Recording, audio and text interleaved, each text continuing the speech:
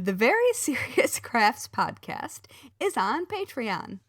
Visit patreon.com/seriouscrafts to support our podcast. Find out about our Patreon half-stitched episodes and more.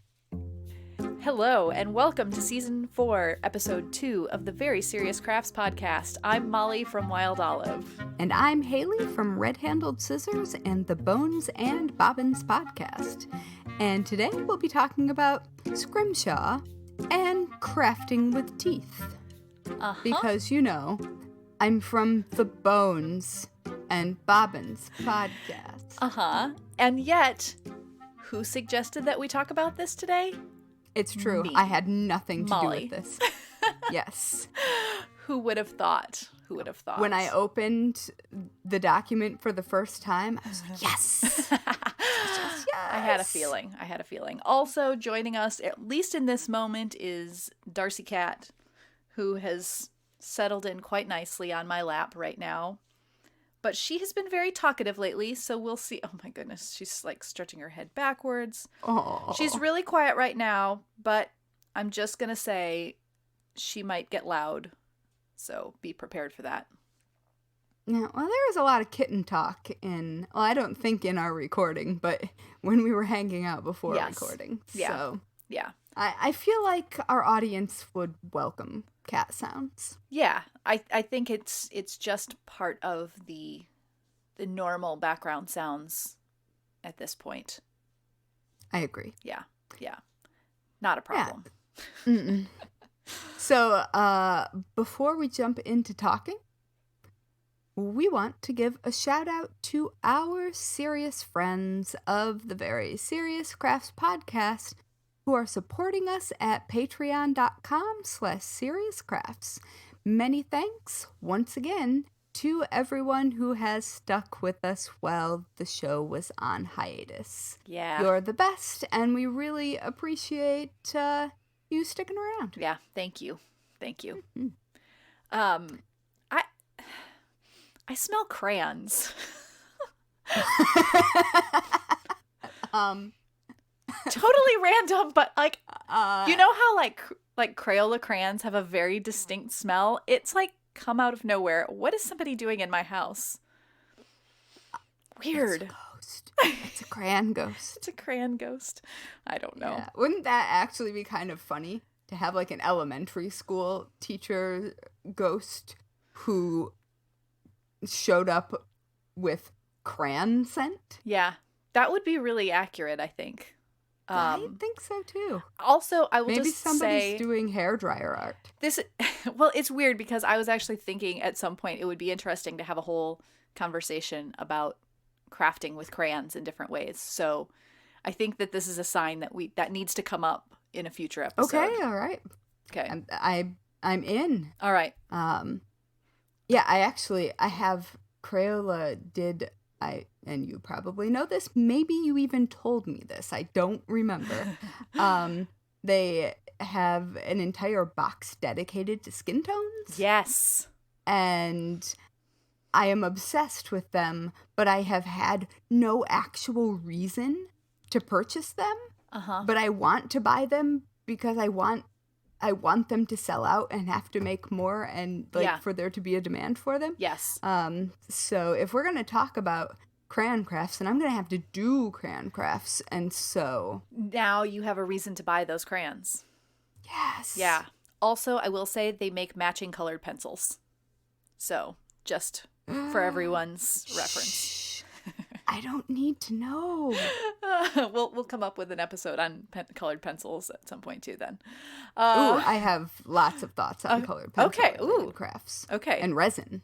Ooh, oh yeah. All right. Yeah. Okay, good. All right, well, anyway, we'll that's not what we're supposed to be talking about. Today, we are talking about Scrimshaw was the first part that came up, and crafting with teeth. Now, if you are unfamiliar with Scrimshaw, as I was recently, although my mother tells me, how could you not know what Scrimshaw is? You were homeschooled, as if that's like a natural thing that goes together. I would say, how could you not know what Scrimshaw is because you're Midwestern? This is not something that I have really looked into. Now, once I looked it up and saw it or had a conversation about it with my mom, I know what it is. I just didn't know the name. So if you are like me and you are unfamiliar, Scrimshaw. I'm judging you. I'm not judging you. You're just like me, and I mean we could judge each other anyway. But Scrimshaw is the craft or art, if you will, of carving into bone or ivory, and it came out of the whaling industry. Especially, you would have sailors with, some extra time on their hands when they weren't actively whaling, and so they would carve into the teeth of whales or into ivory or, like all of these different things. You see it a lot on like knives with ivory handles. And in fact, you can still buy like a Scrimshaw kit that includes a bone handled knife to carve. And, Yeah, I think it's usually deer bone. Yeah, and there's different varieties, and obviously, faux. Yeah, exactly. Like, none of this conversation is about like, you shouldn't like be actively going and getting ivory, new ivory. That's terrible. No, that's illegal. But you know what I mean? Like, sell ivory. But that is before or that is made after a certain time period. It's a whole thing in the antique world. Not suggesting anything. Oh, see, there's the cat. She would like to leave. Hold on. Ah, yes. Bye. Bye, yes. Darcy. So obviously not suggesting anything illegal or even that is not ethical. Oh, yeah, exactly. Obviously we're setting those things aside here. And I don't think that Scrimshaw was like in the maritime context. Like the reason that I know a lot about Scrimshaw is I lived on Mackinac Island. There you go. And there a lot of different places had some extremely large and ornate pieces. Wow. And like really big and really detailed, like carvings of ships and things like that.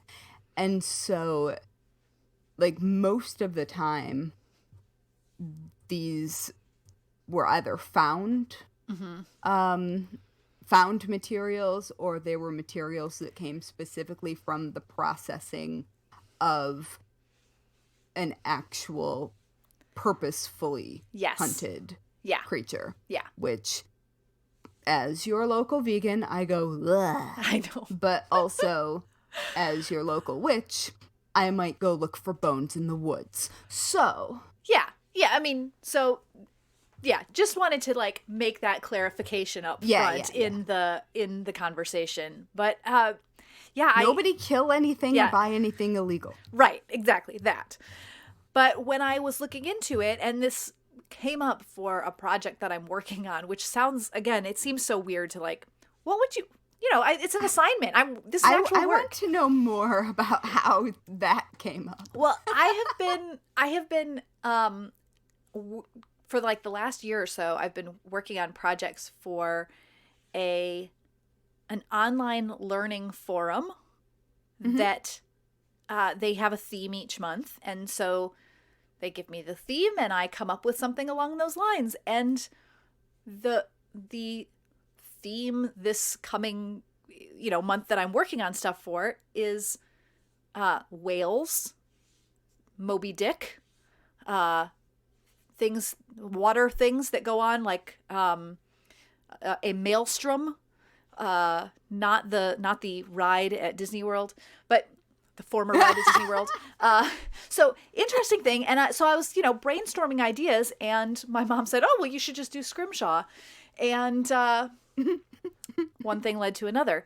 So as I was looking it up, though, doing my research for the project I was going to work on, I found it very interesting to see what is currently happening in this art. And there's a guy, and his name is, I think it's Robert Dancic, and he has the website fauxbone.com, and he shows you how to... I feel like I need to be friends with this person.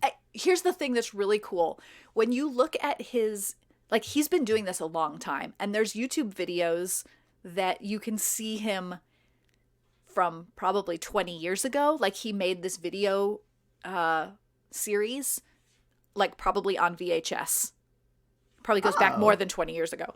And then Cool. And then now, seeing him now, he's been doing this a very long time. He clearly knows what he's doing. And he has actually a faux bone product that you can buy and cut out pieces and work with it. And he has a whole bunch of different techniques for jewelry making and other things working with this faux bone. And it was really cool. Oh, cool. Yeah. There's a projectile with glasses, and we all know how much I like many different varieties of glasses. Yeah. So that was my first thing that I found. And I was like, I've just made it to his website, to be clear. Yeah. Yes. Yeah. But I also knew that for the type of thing that I was working on, I couldn't ask people to order this faux bone material from him. That's not how this particular kind of project would work. So I wanted to see what I could find in working with polymer clay. I thought that was where I went, you know? And I did a search and I came up on this website. I put it in our I might actually include it in the show notes, but I clicked on the site, and it's clearly an old site. It has not been, it doesn't look like a modern website. It is just a page, a very long page full of text. And I was so overwhelmed by it, and I thought, oh no, what's going to happen here?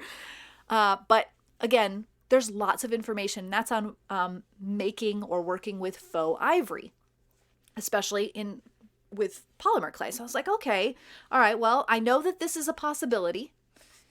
That's interesting. I could see how that could work. Yeah. So I kept looking, found more polymer clay tutorials. Do you carve before or after? Again, I've seen different things, but before tends to be the thing. And there's different like mixes of colors that you want to work in. You'd use some translucent. Some of them you laminate it basically by, like as if you were making croissants. If you've watched the Great British Bake Off, you would put like your white clay, and then you put some little chunks of translucent clay, and you work in a little bit of ivory clay, and then you layer it all together and you flatten it, and you keep adding, folding and building up layers so that you get kind of some variation of not just color, but also the translucency, which adds to the authentic look. Yeah. So I thought that was wow. You can buy it in sheets. Yeah, it's there's a whole, I feel like it's a whole new world of crafting that I've stumbled upon. I also found and I love it. It's creepy. Less creepy is the tutorial I found on Design Sponge for. Oh, fine. Basically they took like plastic or ceramic, like white hardware knobs, and they used that to scratch designs into that, carve designs into that, and then add with Scrimshaw I know exactly what that project is. Coloring into all of the scratch marks so that they show up. That would be typical. I think I featured it on Craft back in the day. It lists it as being from 2013, so clearly this has been that would around, have been solidly when I was there. So yeah, the result of that, I would say, it's okay. It doesn't. I wouldn't say that it gives you a real authentic look to it, because it's the coloring is a little bit off. But I pulled out my clay, and I didn't even get into lots of color mixing yet, but I made a piece to start out with. I carved a teeny tiny adorable narwhal onto it, and because you have to go Wales and maritime theming with your Scrimshaw carving in this context anyway. So so I did that. I tried putting a little bit of color into the grooves before, or the carved lines before I baked it and didn't love how that was working. I tried doing it with pastels, which I had seen as a technique for a different ivory polymer clay tutorial. Didn't love how that looked. Went ahead. Oh, also used tips though that Robert Dancic shared for, aging the faux bone stuff that he used, and it worked really, really well, even on the clay. Baked my piece, and then I rubbed just some watered down black-brown paint into the lines and wiped stuff down. I'll tell you what, this was like for just give this a shot in the dark and see how this version comes out. I just got rid of all that paint. Oh, I bet you could find something else that would work. Well, okay, yes. Yeah. But it was really, it came out really well for just a quick try at it. So who knew? Who knew? No real bones or teeth, certainly, though, were in this. I did shape it sort of like a tooth. So, I'm delighted. Teeth crafting has weirdly come up a lot in my life recently.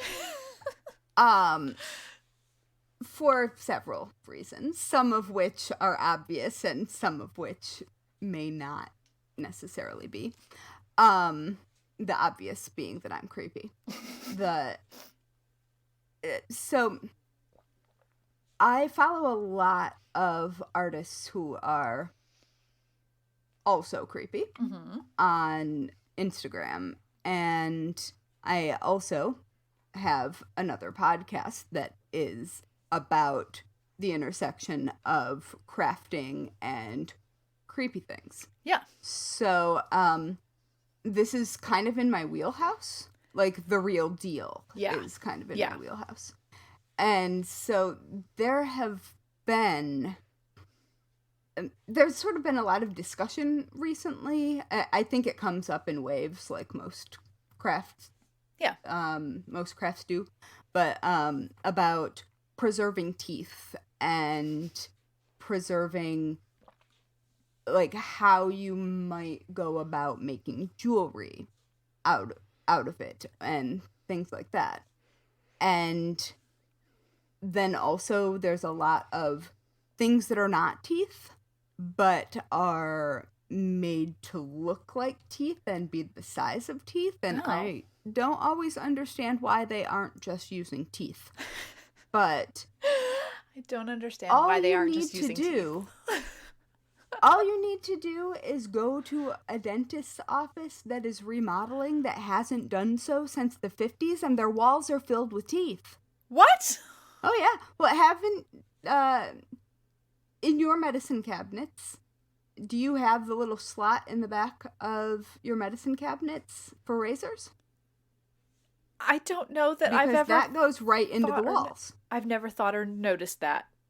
Well, in old medicine cabinets, there's a little slot in the back, and it's for getting rid of razors. And so when people remodel old homes, they'll find walls filled with razor blades. Okay. Which isn't, like, it makes total sense when you understand what was happening. I don't know that I would have chosen to put them directly into the wall. Yeah.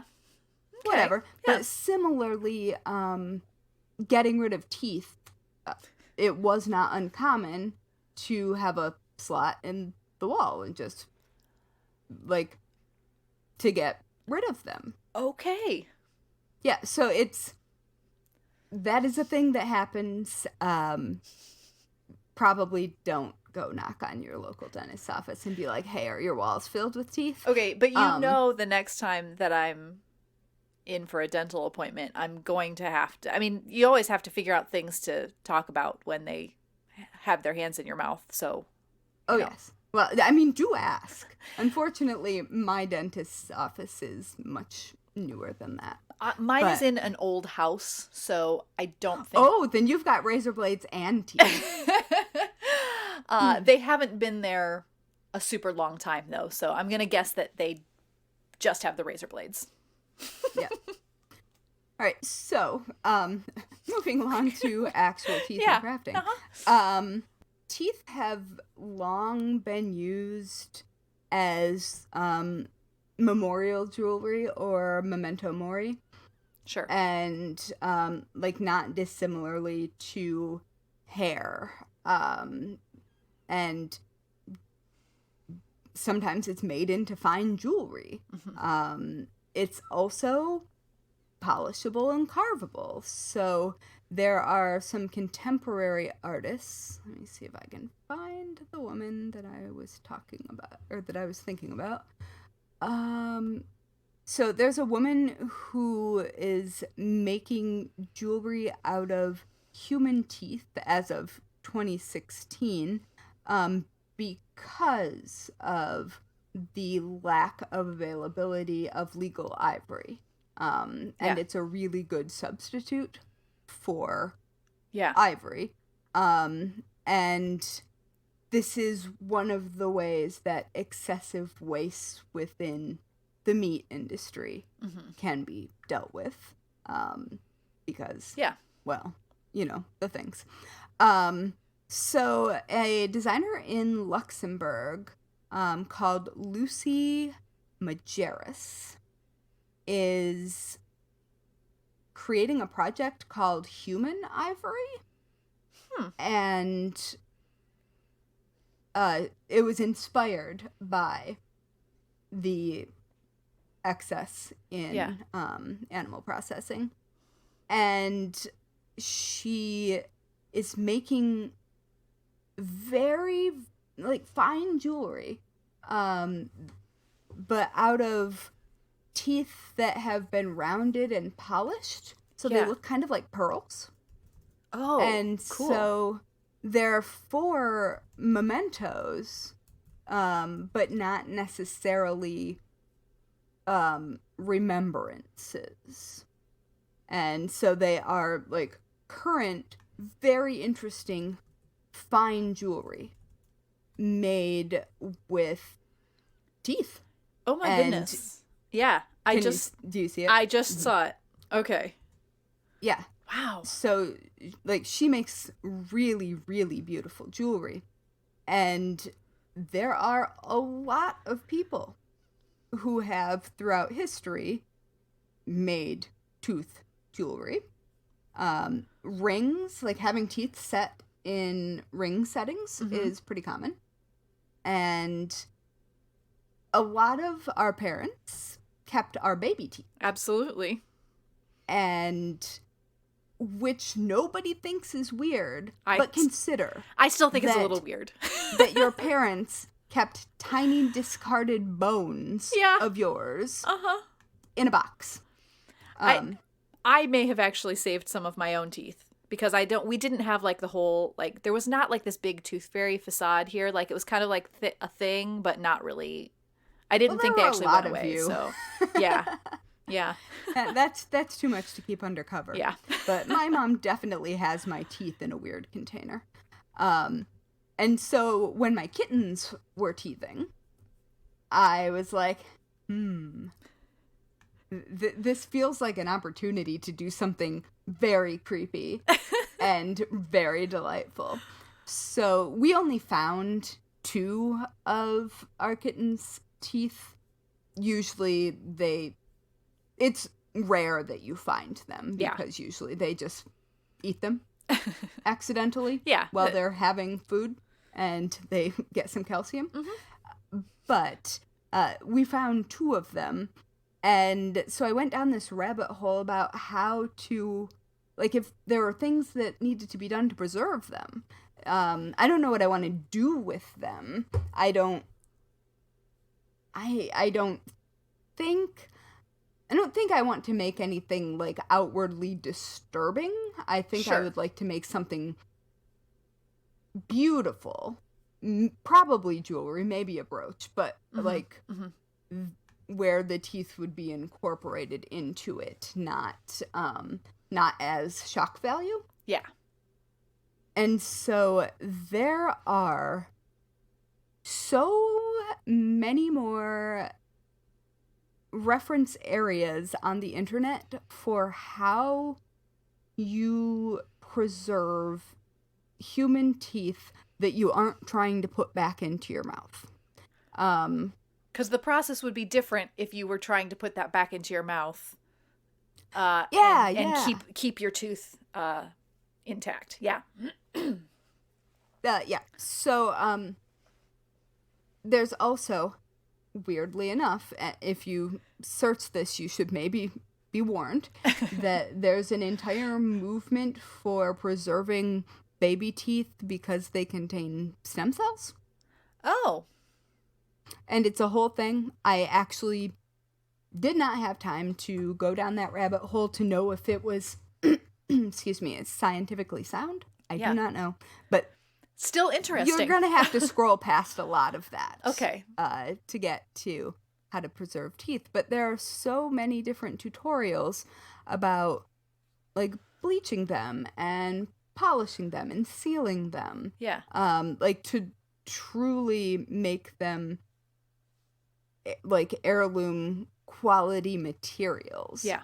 And, I mean, teeth are teeth. You don't need to do any of that. But teeth do become discolored. And, like, if you want a brilliantly colored piece of art, that is something you can do. And you can also do teeny tiny miniature, like, Scrimshaw. That would be amazing. Yeah, so like using a tooth as a bead. Yeah. With that. But my favorite of the tooth related crafts that immediately came to mind when I saw your topic was there is an 18th century piece of ceramic art, because ceramic has long been used as the like the faux ivory of not being able to have like an ivory. alternate material, basically. Yeah. Okay. Yes. Oh wait, no, I'm wrong. This one's actually real ivory. Oh. But there are similar designs to what I'm going to say. Toothworms were at that time period thought to be what caused toothaches. Okay. Because cavities weren't a known thing, so people assumed that there were worms in like a parasite. Yeah. And so there is this tooth-sized, extremely detailed ivory statue of a molar that you can open up. And inside shows the toothworm, and then on the other side there is like the torment of demons in hell. Oh my goodness. And it's very dramatic. But you said and the toothworm is definitely like eating people. Oh, it's a whole thing. Yeah, and you said it's tooth-sized. Yeah. Wow. It's 10.5 centimeters. So wait, maybe a little larger than tooth size. 10.5 centimeters or millimeters? Centimeters. Okay. I think. I don't know. I have not seen it. But it's with roots and stuff. So Right. It's like the full-sized tooth. So wait, I'm looking at that now. Okay, so it's like a hand size. Okay. Statue. Okay. This is all right. This is working for me now. Now it's making sense. Okay. So apparently the idea of the toothworm being the cause of toothache originated in Mesopotamia around 1800 BC. And this sculpture was made in the 18th century in France. Okay. And I will link a picture to it because it's just a really neat, like, historical artwork, but also like of a subject that you wouldn't expect, but that was extremely recognizable and relatable at the time. That I find that to be very interesting in itself, and clearly made by a very serious crafter. Oh, too, yeah. So, I mean, and a very, very skilled carver. Yeah. Yeah. But wow. But yeah. Well, so those are been my thoughts on teeth. this has been very interesting, and I like it. We make faux teeth to do a craft. We use real teeth to do a craft. It's all good. Yeah. I mean, there are just so many options, but teeth broadly as a material and as a shape are really popular. They're having like an artistic resurgence right now. And so all of these older examples are also coming up when people are talking about new art. So I find that to be both interesting and slightly disturbing. Yes. It's I feel like there's something to be said about how like crafting makes you smile, but also there's something about like a creepy smile that could come into play with the teeth crafting too. So I don't know, but things to think on. Well, I mean, your own teeth aren't creepy, but someone else's teeth are creepy. Yeah, that's what I was thinking. Like going and asking for a random person's teeth to make things with feels a lot harder to get past than my own teeth or even a family member's teeth. I think they come to you. Okay. If you are an artist. Well, I mean, teeth. seeking teeth from the dentist's office. I don't know. Yeah, I don't think they can give those to you if they're not yours. Honestly, I hope not. I think it's a biohazard. Oh, well, definitely. That's how they would be handling them now. Yeah. Good. That's a good place. A good place to end this episode. Yes. Before we go any further into that rabbit hole, because we all know I would go further into that. Yes. As it is, we've bitten off more than we can chew. Oh. That joke. And I had to. I appreciate that. All right. And on that note, thanks for listening to the Very Serious Crafts podcast. You can follow us on Instagram and Twitter at Serious Crafts and on Facebook at Very Serious Crafts. You can also find show notes and all things Very Serious Crafts at veryseriouscrafts.com. And finally, if you're a fan of the Very Serious Crafts podcast, please leave us a 5-star review on whichever platform you use to listen to podcasts. Good ratings help us show up in recommendations, which helps more people who love crafting find us. And it's also totally fine if you want to, leave a 5-star review, but say, oh my goodness, never talk about teeth again. That would be fair. Yeah, that's fine. Yeah. No, we support you in that. Yeah. I think so. Bye. Bye.